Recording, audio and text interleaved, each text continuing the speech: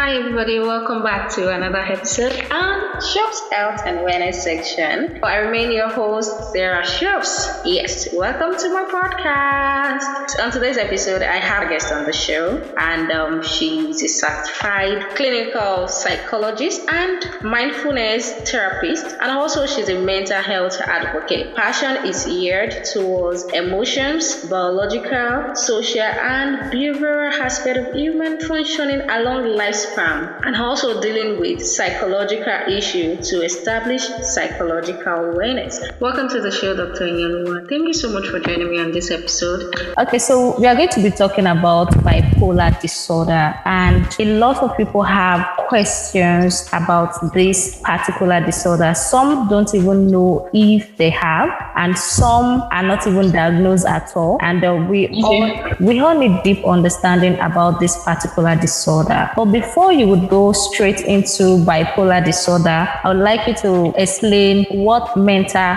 illness actually means. Okay. Before I talk about mental illness, I want to talk about mental health first, and I'll delve into mental illness. Yeah, so mental health is a state of well-being that affects our social, physical, emotional well-being. So it affects the way we think, the way we feel, and also our physical disposition. So mental health is the ability for you to realize your potential, for an individual to realize his or her potential ability to cope with normal stresses of life, and also contribute meaningfully in the society where he or she finds himself. So now, what is now mental illness? Mental illness are disturbances in the state of well-being. So disturbances in the area of your social life, area of your emotional life, area of behavioral. So mental illnesses are disturbances in this. So they affect the way the person thinks, feel, and behave. So in a situation whereby someone is very jovial or outgoing, all of a sudden you see that the person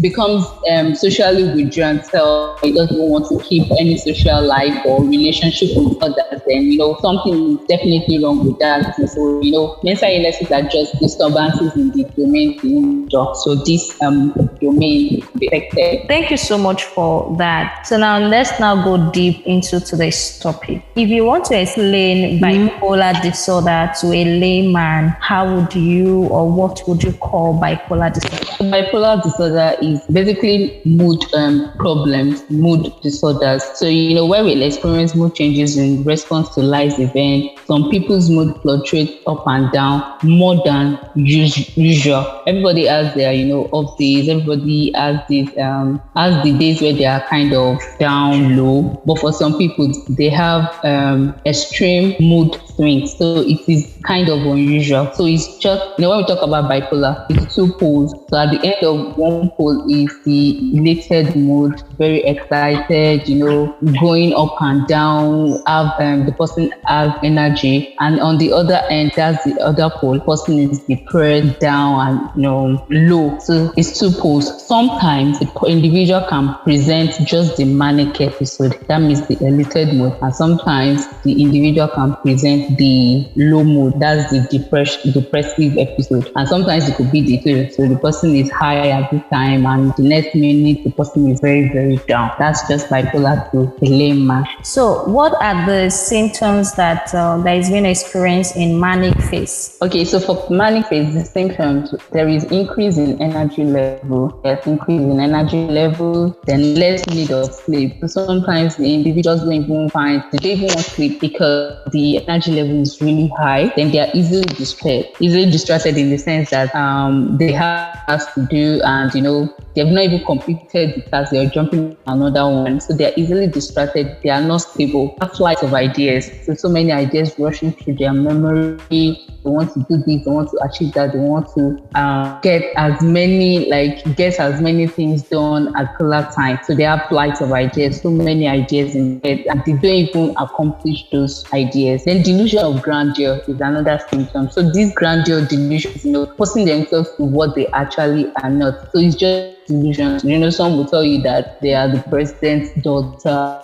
Some will say that, this person is close. Just want to become what they are not. It's because that state of mind has been affected. As they just keep talking that way. So we call it delusions of grandeur. Delusions are false beliefs that they hold on to that are not real. Then they have pressured speech. So you see them always keen, their speech is so pressured that people are just talking, and no one keep quiet. Then inflated self-esteem. So they have this self-esteem that is inflated ego. They just feel on top of the world. If anybody, they feel they can achieve anything. These are some of the symptoms of manic form. Then they have raising thought. Yes, raising thought. Then focus on getting things done, but does not accomplish much. The involvement in risky activities. So I've seen a client that presented bipolar disorder, going to the roof or claiming that he wants to jump down, that he could actually fly. So, with that, that something is actually going on in this person's mind, because sometimes bipolar can present psychosis. Then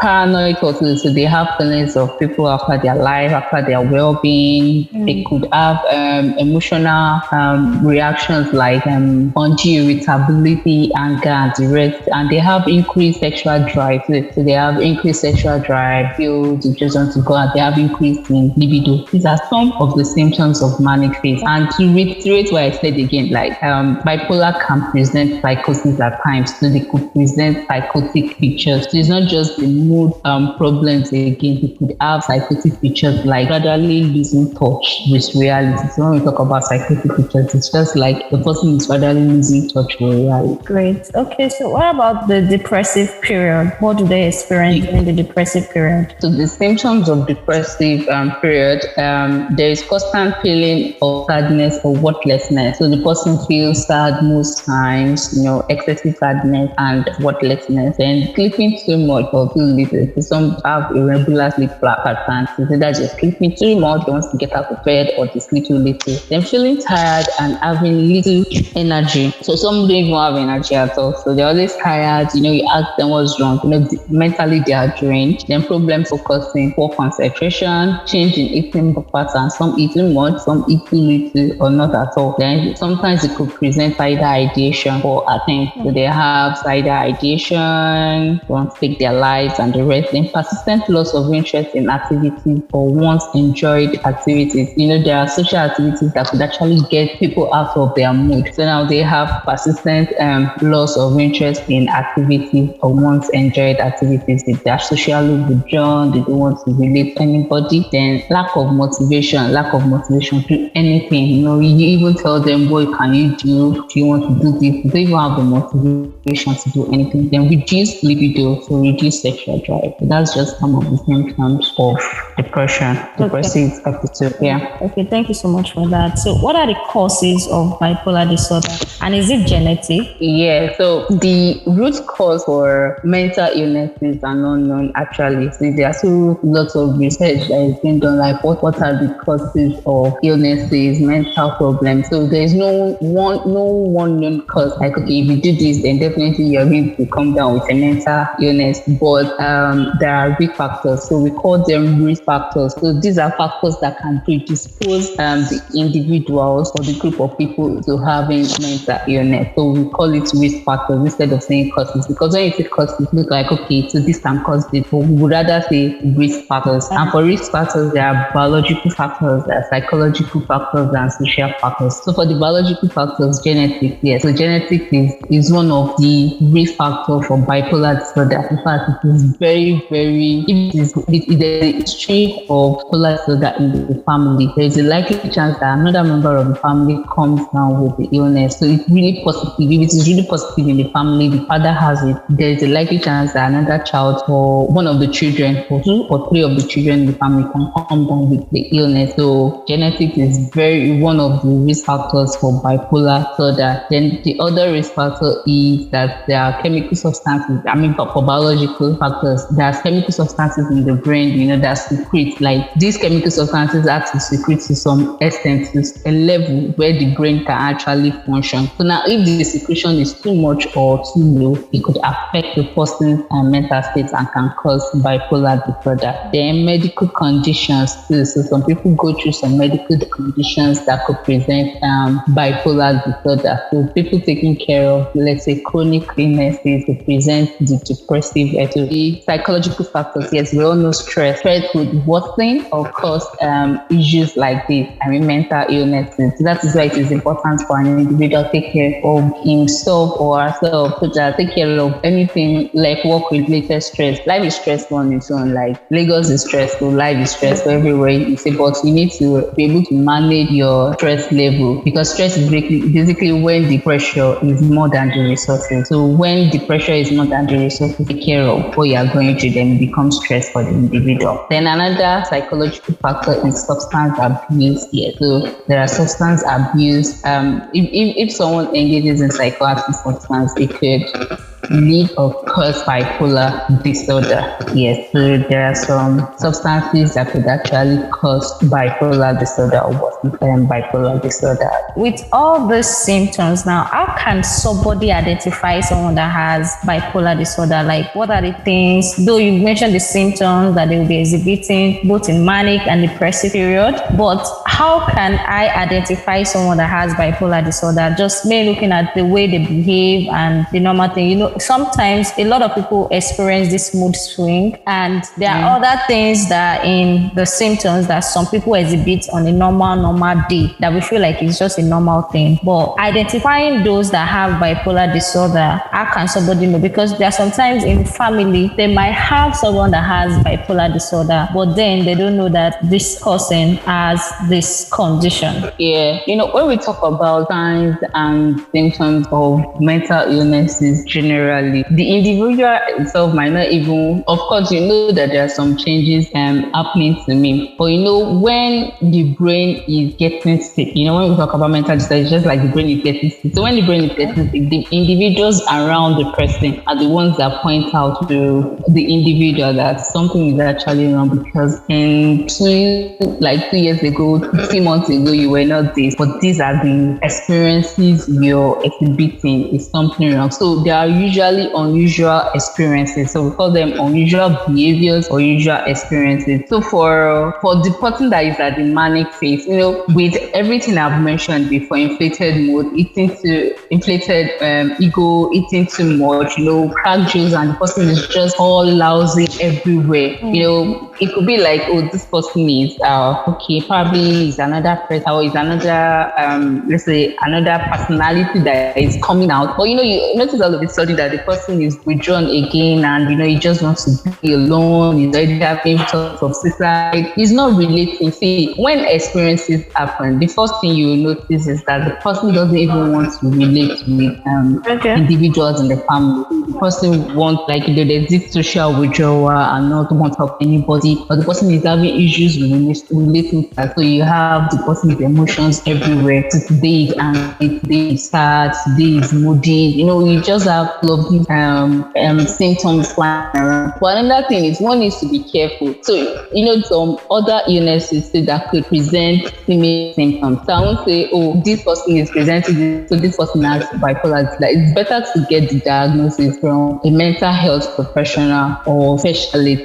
professionals that are trained in this field, instead of you just or family just labeling the individual. So it's better for them to get that. So once they see some unusual behaviors or experience, get the person to a facility or to see a mental health professional that can treat, manage person, instead of you just, the person has it, you self-diagnose, and the person goes around and, by the time you get the person professional, they'll be able to help person, with, let's say, treatment that could help, like patients and the rest. So it's better for you to get the diagnosis. Thank you so much. I want to give you an illustration or example. Okay, so I have someone very close to me. This person, sometimes her mood is just up. Like you see her, she's all over everywhere. Just little thing can annoy this person, and she'll be in that depressive state for she can be in that depressive state for let's say 8 hours. She would be moody almost all day. For this type of person, what are we going to call out our own condition? Okay, so I get you.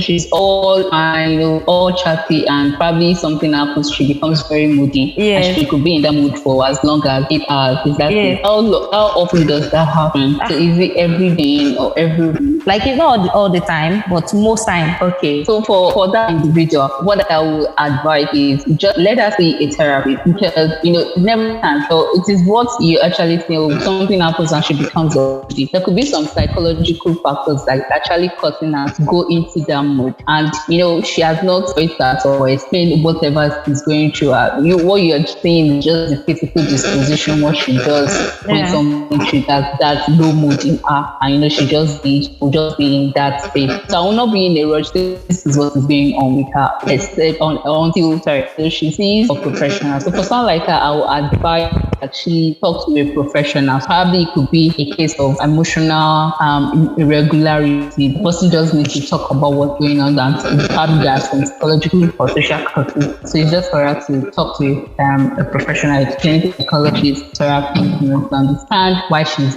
behaving like that. So some people cannot even manage their emotional reaction after you see them going like deep down. And one thing about mental illness, if it is not treated or managed at the initial phase, like the initial stage when the presentations are still mild, it becomes severe over time. And that's when people become, people are presented in facilities before, and they will tell you that, they noticed about like 5 years ago. So why didn't you come for treatment? That they felt that the person will outgrow it, or it's not something of concern. So it is until the symptoms are not severe, that's why you keep coming in for treatment. So that's why I thought we don't have to wait till your symptoms are severe. As soon as you notice that my mood is everywhere, I'm having some issues with relationships, interpersonal problems and the rest. The moment you identify that, seek out for help. And the good thing is you can go online and just search for clinical psychologists. You find them.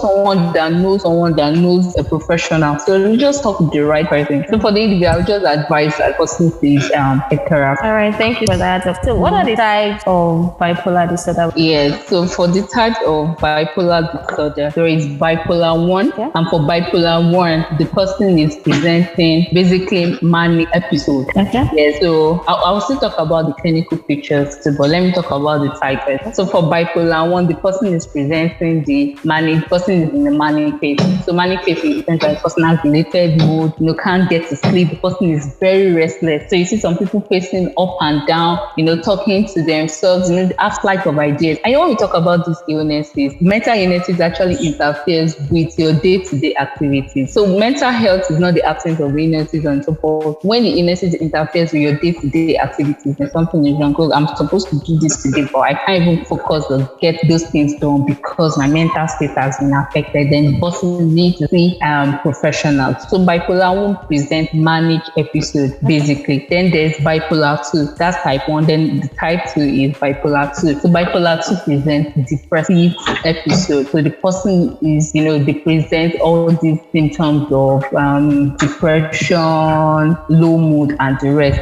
For mood disorders, we have depression. We have bipolar. Yes. So depression, the person is just depressed. There's no form of manic phase or elated mode. But for bipolar, we are looking at two modes. That's the depression and the manic phase. So for bipolar, the person is presenting depressive episode. So it is at the point of probably interviewing the individual when you're doing your history taking. Then there could be like a callback that in some so years ago the person presented manic episode. So sometimes people just present just depression, and you can't say because the person is presenting depression, the person has depression. No. So in the course of you doing your intake interview, you understand that probably some months or years back the person has presented manic phase, and that's the point that probably this person is having bipolar 2 now because this is depressive episode, not manic episode. Then cyclothymic. So cyclothymic is just irregularities in mood that happens over time.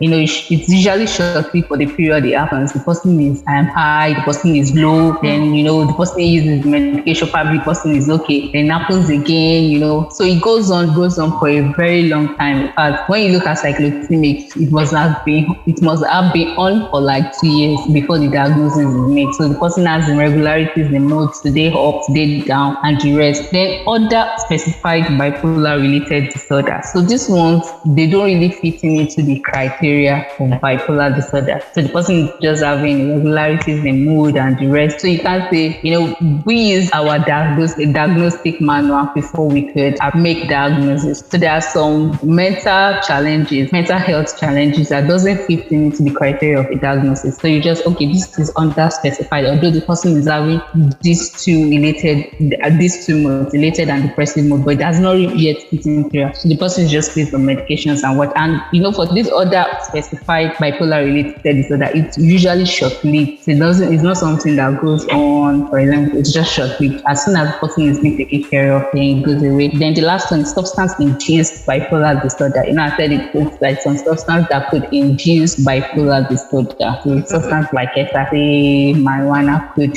induce bipolar disorder. Then let me just talk about the clinical features. Okay. Episodes of bipolar disorder can be one, hypomanic. I didn't really talk about hypomanic because for hypomanic phase, the person is still very functional. It's not extreme. It's not a severe mood condition. So hypomanic is, the person is, there are some people that are very, some individuals that they have pressure speech, they just have flight of ideas, they have everything going for them, they just want to talk and, they are jumpy and they are everywhere. So for it is to be hypomanic phase, they still have ideas, they wake up 3 a.m. and they just want to write down so many things that is coming to their head. So the person is still very functional. It's not affecting the day-to-day activities of the person. But for these individuals, if there is no proper attention is not taken, it could tilt towards manic phase. And that is why we are saying episodes can be hypomanic. Then there could be manic without psychotic symptoms. So there are manic episodes without psychotic symptoms. It's just that the mood is like extremely elated. Then there is manic with psychotic symptoms. When we talk about psychotic symptoms, that person is gradually losing touch with reality. So there could be manic episodes with psychotic symptoms.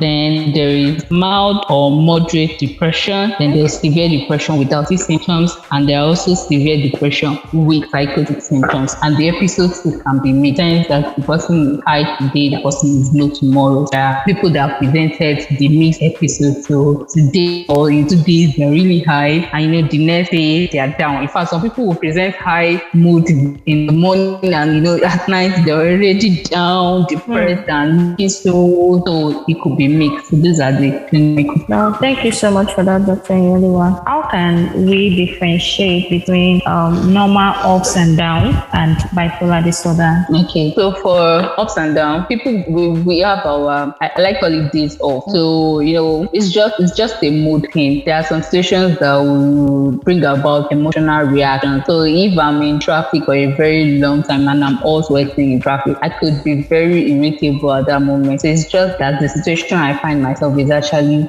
bringing out that emotional reaction in me. But for moods that fluctuate, it's usually short-lived. So it can't be for a very long time, in the sense that I could be off today, I could be off tomorrow, and probably the next tomorrow I'm fine, like I'm back to myself, all happy again and the rest. But for bipolar disorders, like mood disorders, basically, it usually goes on for a long time. But when it becomes a challenge is when it's going on for days and weeks. So even when the person is being presented in a facility or is presented to see a professional, they will ask you like, how long has it been for? So when you get like, it has been on for like 2 weeks, 3 weeks, yes. So that is really a challenge. It's a serious problem, because in 3 weeks, probably the person has not even been able to do or complete any reasonable task. So the person is just down, just low, or the person is everywhere and not even doing anything like meaningful in the society or around where you find yourself. So, we look at not less than 2 weeks. So if the person has been on for more than or minimum of 2 weeks, then it's a serious problem, something that needs to be addressed. Thank you so much for that. Okay, so let's assume that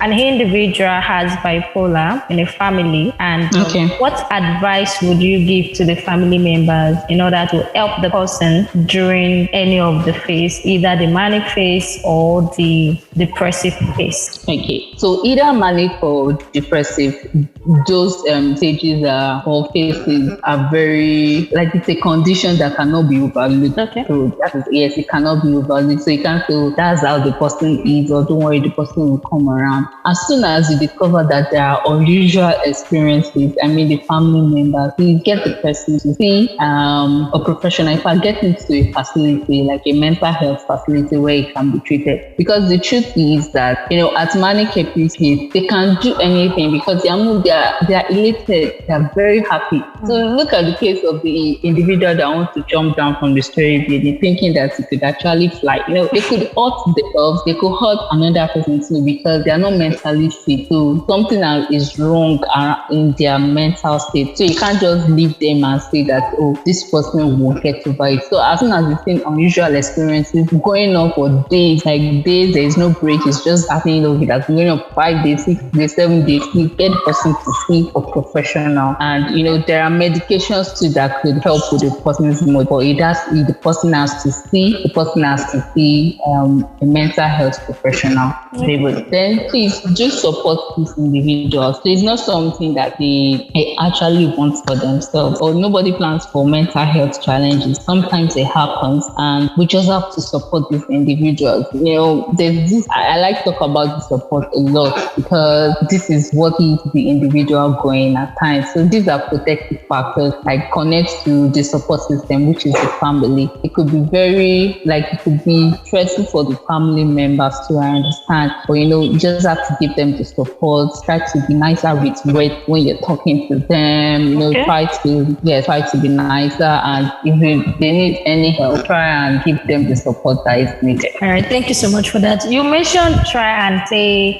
some words that are reasonable, like in the process of supporting them. So what are the words you can say to somebody that have bipolar disorder, and what are the words you cannot say to someone that has bipolar disorder? Okay, so I said, be nicer with words. There are some derogatory words, like, oh, this person has a mental illness, or as I used to do, oh, it's back again. These are derogatory words, like, oh, this one is a sufferer of mental health issues. These are derogatory words. It's just like you labeling them. So you could be nicer with words, and just help them. These individuals are breaking. That is the point. Like, they are breaking down, and if people around them are contributing to the fact that this is affecting them, it could break them the more. So they are breaking also. So if people around them, I'll let them know that, okay, I will care for you, so as to avoid what we call passive stigma. There is a social stigma against mental health issues already, and now the person is getting it from the first hand. The people around him, the family, to bring about passive stigma, and passive stigma is actually internal stigma. So the person doesn't even feel good or happy around people. They just believe that, so because I'm suffering with them, then I have to be on my own. I don't want to go out, or it could affect their self-esteem and the rest. So just be nicer with words. So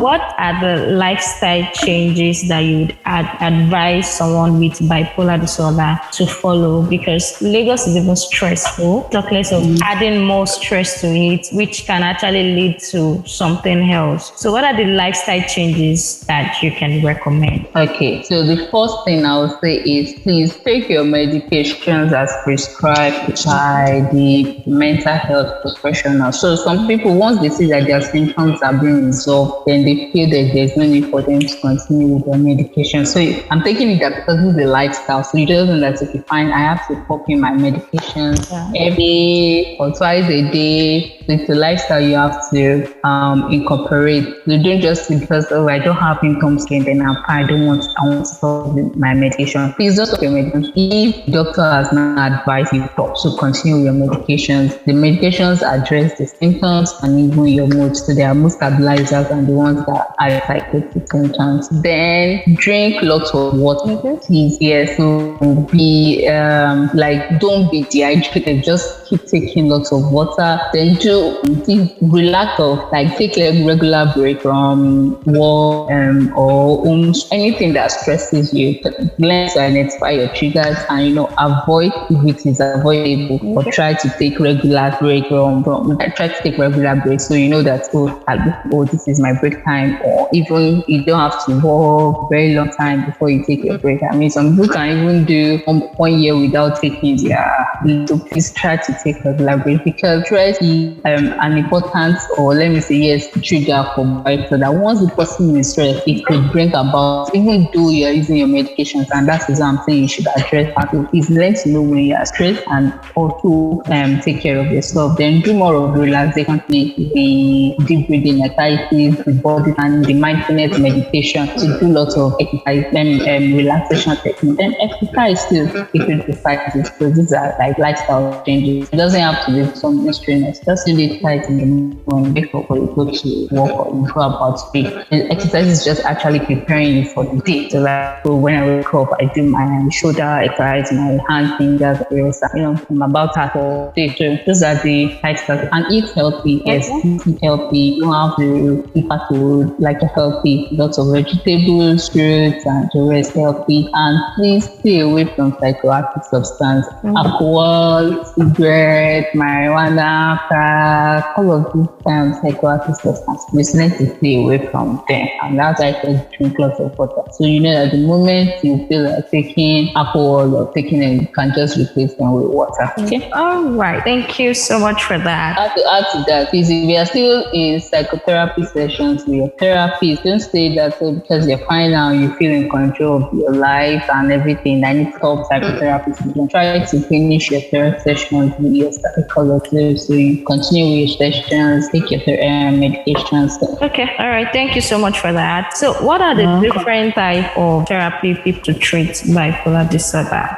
Okay. So there are different types of therapy. I don't know if I should mention. Okay, let me just mention therapy, because I don't know, the words can be because there is the CBT. That's the cognitive behavioral therapy. The cognitive behavioral therapy is working on the person's cognition and also the behavioral aspect of the person. So we call it CBT. That's cognitive behavioral therapy. Cognition, that's the thought processes and also the behavioral aspect of the person. Then there's DBT too. So DBT will look at the direct behavioral therapy. So that one looks at mindfulness. It looks at emotional regulations, basically. I know sometimes these individuals suffering from bipolar disorders have their emotions everywhere, so they can't manage some of their emotions. That's why you see them having some aggravated symptoms. So DBT will work better for people that has emotions issues. So emotional irregularity. So it looks at the emotional regulations, mindfulness, and the rest. And there is ACT.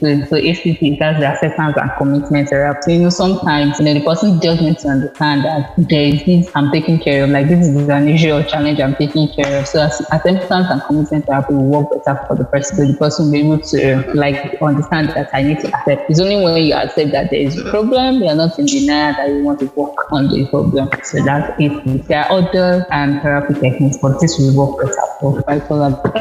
Okay. I think that would be all for my own personal question. I don't know if you have anything you want to add to the conversation we've been having. Or the question from me or from people that have heard in the past is, can bipolar be treated? Okay. Yes, can it be treated? Yes, it can be. So there are treatment.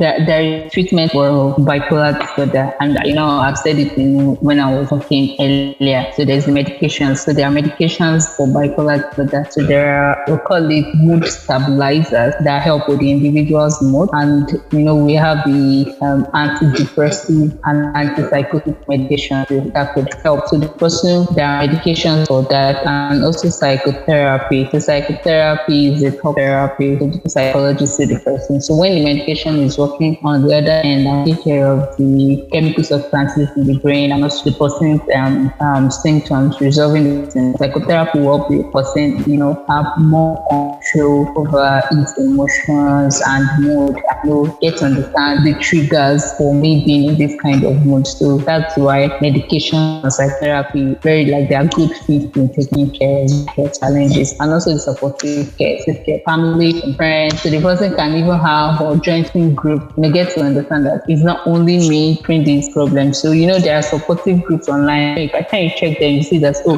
this thing also has, the person is doing well with his life, moving on. And so there's so many people with bipolar, who suffer bipolar, and they are still doing very well. So it's not the end of the road, or it's extent. It's just an illness that can be managed. And thank you. Okay, thank you so much for that. Thank you so much, Dr. Inyoluwa. Okay, so I want to ask now that do you have a forum where you do private, you have section with people so people can walk up to you and tell you, I have this issue and I need you to help me with it? Okay, so I currently volunteer for some organizations. I mean, people who help individuals with mental health issues, because mental health can be mental health treatment can be expensive and it's not easily accessible in Nigeria like that. You get to the federal offices and you say, oh, there's no space, and private can be very expensive. There are groups, there are organizations that form up like a body to help such individuals. So what you do is you can easily chat it body up, and then they pick the person with registered psychology, clinical psychology. Then so I know I volunteer for affections. Affections is basically for women. So women who have issues with their mental state, domestic violence, and the rest. So you could actually, there's an app for it. Download the app. You can chat up the app. If you can get to see a professional. Then there is money to mentally awareness or mentally aware initiative for Nigeria. Okay. So money. So by the time you go to money, just money. By the time you're typing money, see the body too. Easy chat and access professional. So they'll pick this person up. So there are bodies. Even having my bio online, people can even chat to you about something and say, okay, this is how I feel. I got your contacts from here, and with this we've been able to talk to. Sometimes I just direct persons. If I know that these individuals might need to have a proper session, so I just direct them to this body chat. I currently work with Health Connect, so the person can download the app and also talk to have access to a clinical psychology. That's great. To address whatever mental issues they have. Okay. That's wonderful. Thank you so much for this wonderful time. Such an informative and educative period with you. Yeah, so LinkedIn is fine. I could be sent messages on LinkedIn. I think I'm kind of active on LinkedIn. Okay. And the person can also check me out on Instagram. Probably send me a DM. That's at I know Inyoluwa. Thank you so much for your time. Thank you so much for everything. We really appreciate it. Do have a wonderful day. You too. Bye. Bye. Thank you so much for joining me on this episode. Do have a wonderful week ahead and a wonderful day. Bye.